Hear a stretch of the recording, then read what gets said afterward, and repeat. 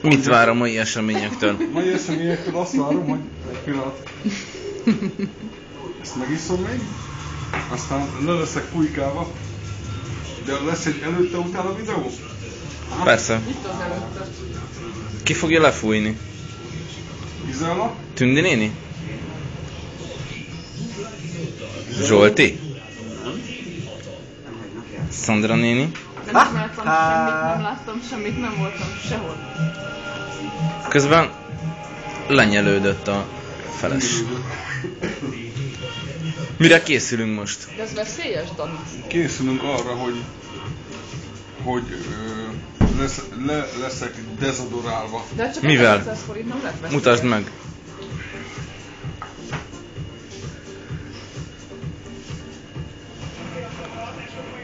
Jó lesz? Jó lesz, imádni fogom.